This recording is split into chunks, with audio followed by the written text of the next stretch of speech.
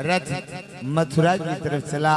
एक बहुत बड़े मथुरा के बाहर कंस ने कन्हैया बलराम के रहने के लिए बहुत बड़े भवन को तैयार कर रखा है, सुसज्जित है, सभी संसाधनों से परिपूर्ण है। वहीं पर कन्हैया बलराम को ठहरा दिया गया और इधर से सभी गोप और गोप बालों के साथ नंद बाबा भी वहां पर पहुंच जाते हैं। सबको भवन में ठहरा कर सारी व्यवस्था बनाकर अक्रूर जी महाराज कंस के पास जाते हैं। कंस को प्रणाम किया और बताया कि महाराज के आदेश का पालन हो गया है, मैं कृष्ण बलराम को अपने साथ ले आया हूं और महल में विश्राम कर रहे हैं। ये बात सुनकर के कंस बड़ा प्रफुल्लित हुआ।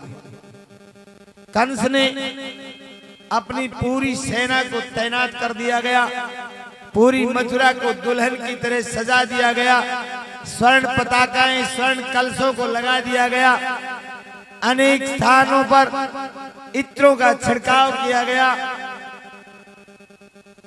ऐसा दृश्य कंस ने बनाया कि देखने वाले को कोई संदेह ना हो कि कंस का भाव क्या है। अब गुप्त रूप से हर चौक चौराहे हर गली मोड़ के ऊपर गुप्त रूप से सेना को तैनात किया है कि किधर से भी बच्चा बचकर जाने ना पाए। अब सारी तैयारियां हुई। श्री सुखदेव जी कहते हैं राजन, इधर से दोपहर का समय हुआ। अब बच्चे कितनी देर बंधन में रहेंगे? बच्चे तो बंधन में रहने वाले हैं नहीं। अरे पहली बार इतने बड़े शहर में आए हैं, कुछ थोड़ा घूम फिर कर भी देख ले। कितने सुंदर सुंदर महल नजर आ रहे हैं, बड़ी बड़ी अटारियां हैं, 20-20 मंजिल के मकान हैं। बच्चे दूर से देखते हैं, बातें करते हैं, ये मकान है या पिंजरे? कोई पक्षी रहने के पिंजरे तो नहीं है, क्या इनमें रहा जाता है? चलो ना कन्हैया, देख करके आएंगे। अब कन्हैया ने बाबा से कहा, बाबा ने मना कर दिया, नहीं ये तुम्हारा वृंदावन नहीं है, ये कंस का राज्य है और तुम्हें पता नहीं कंस बड़ा दुष्ट है और कंस के अनुचर भी कंस जैसे ही है, इसलिए चुपचाप अंदर बैठ जाओ, बाहर नहीं जाना किसी को। लेकिन बच्चे तो बच्चे होते हैं, बच्चे मानने वाले थे नहीं। बार बार बाबा बाबा बाबा अनुनय विनय करते हैं, बहलाते फुसलाते हैं और चारों तरफ से बाबा को घेर लेते हैं। तो बाबा कब तक मना करते? बाबा ने बलदाऊ आदि 2-4 जो बड़े बच्चे थे उनको समझाया कि देखो तुम समझदार हो, यहीं से बस थोड़ी दूर घूम करके वापिस आ जाना, अंदर मत जाना, क्योंकि ये कंस का राज्य है, तुम्हारा वृंदावन नहीं। जाओ थोड़ी देर घूम करके आओ। अब तो बच्चे यहां से छूटे और बच्चे तो बच्चे होते हैं, वो रुकने वाले थे नहीं, दौड़ करके राजमार्ग पर जा पहुंचे और राजमार्ग से होते हुए जैसे ही मेन बाजार का जो रास्ता था उस पर चले।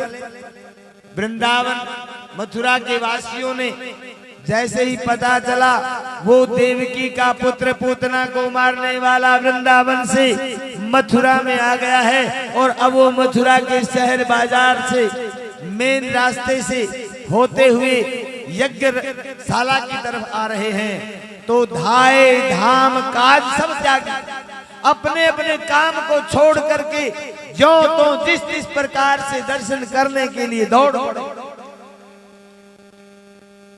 कोई अटारियों पर चढ़ता है, कोई रोड पर आता है, बहुएं झरोखों से देखती हैं, बूढ़ी माताएं देहरियों पर आकर के खड़ी हो जाती हैं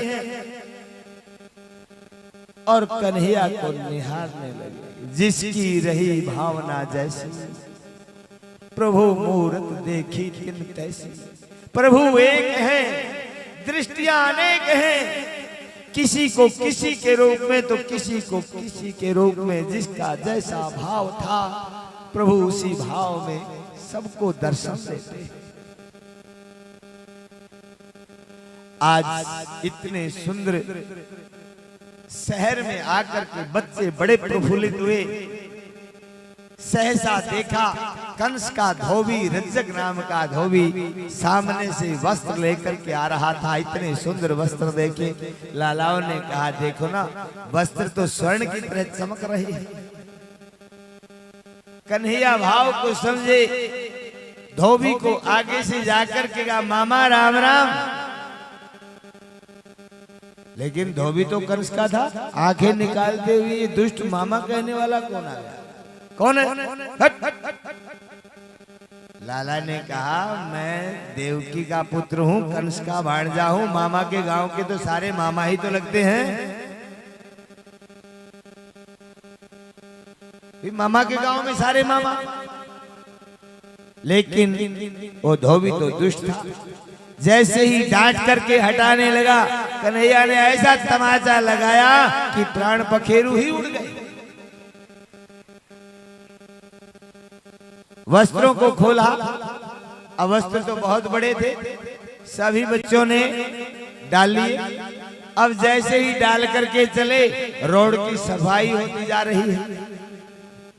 लेकिन बच्चे आनंदित हैं, आज पहली बार इतने सुंदर वस्त्र पहनने को मिले। आगे द्रोण नाम का एक दर्जी, 20-30 कारीगर काम कर रहे। देखा बाहर किस बात का हल्ला है। बाहर आए, देखा प्रभु आ गए हैं, चरणों में प्रणाम किया। दर्जी ने इशारा किया चरणों में प्रणाम करते हुए, प्रभु आपकी सेवा कर दूं, आप कहो तो। राजमार्ग से आगे बढ़े, एक अंकुश लगा देना, हाथी अपने आप संभाल लेगा। बच्चे आते दिखाई दिए। महावत ने हाथी को खोल करके एक अंकुश मारा, मानो काल का रूप धारण करके हाथी आगे बढ़ा कि शायद एक ही साथ सभी बच्चों को निगल जाना चाहता हो। लेकिन जैसे ही बच्चों ने इस स्वरूप को देखा, बच्चे चिल्लाए। कन्हैया ने पलक झपकते ही एक ऐसी लीला की, अपने शरीर का विस्तार किया, हाथी का सूंड पकड़ा, झटका दिया, हाथी गिरा।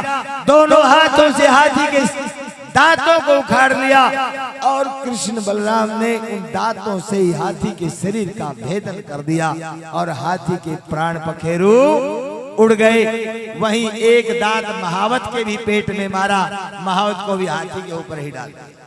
आगे बढ़े, आगे बढ़े रंगशाला की तरफ। मुष्टिक और चाणूर नाम के बड़े बड़े पहलवान। मुष्टिक ने बलराम को पकड़ा, चाणूर ने प्रभु को पकड़ा और दोनों को पकड़ करके जैसे ही मारने की योजना बनाई, प्रभु ने ऐसी लीला की, कुछ देर तो उनके साथ खेल उनको खिलाते रहे और फिर ऐसा प्रहार किया, कृष्ण ने चाणूर को और बलराम ने मुष्टिक को परम धाम पहुंचा दिया। उसी समय तंड सोलन नाम के अनेक पहलवान और भी आए, सभी को परम धाम पहुंचाया। ऊंचे सिंहासन पर बैठे कंस बौखलाकर कहने लगे, पकड़ लो इन्हें, जीवित जाने न पाए, बंदी बना लो। लेकिन मजाल किसकी जो प्रभु की तरफ आगे कदम बढ़ाए।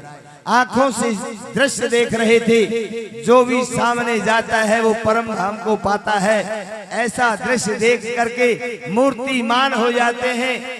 वहीं पर बलराम को नंद बाबा आदि गोपों की सेवा सुरक्षा में कन्हैया छोड़ते हैं कि बाबा का ध्यान रखना, कोई इनको आघात ना पहुंचाए। और कन्हैया कंस की तरफ दौड़ पड़ता है। ऊंचे सिंहासन पर बैठा कंस बौखला गया। सीढ़ियों से कन्हैया चढ़ने लगे। मारे भय के कंस आते हुए कन्हैया में अपने काल को देखते हैं, अपनी मृत्यु दिखाई देती है।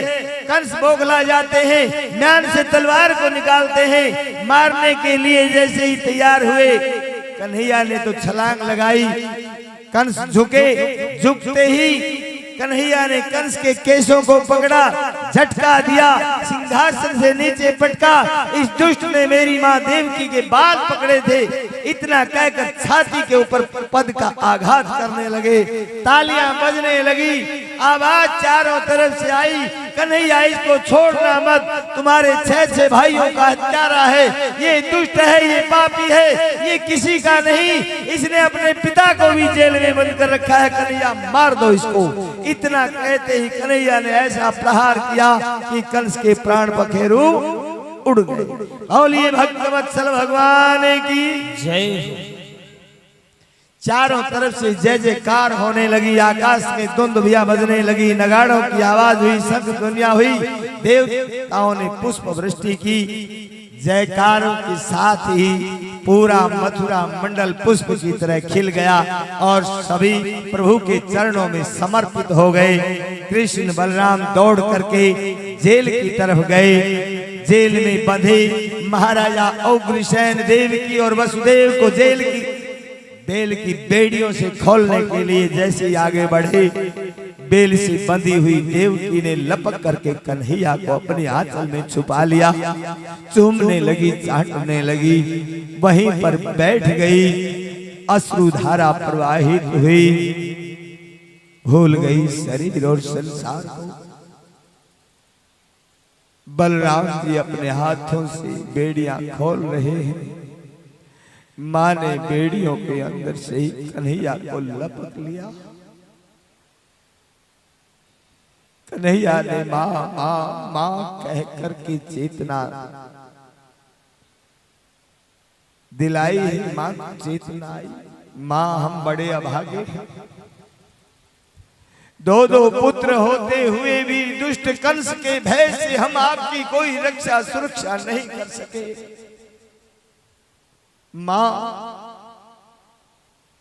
एक पुत्र का कर्तव्य होता है, अगर 100 वर्षों तक भी माता पिता की श्वास श्वास में सेवा करता रहे तो भी वो कर्ज से मुक्त नहीं हो सकता। हम 11 वर्ष तक माता पिता को कंस की जेल में बंदी बना करके देखते हुए, प्राण रक्षा करते हुए गोकुल में छुप करके रहने लगे, वृंदावन में आए छुप करके रहने लगे। माँ बाबा हो सके तो मैं क्षमा कर देना। बेड़ियों से मुक्त हुए। सुखदेव जी कहते हैं, राजन महाराजा उग्रसेन को मथुरा का राजा बना दिया गया। देवकी वसुदेव नंद बाबा आदि से मिले, सारी व्यवस्थाएं बनी।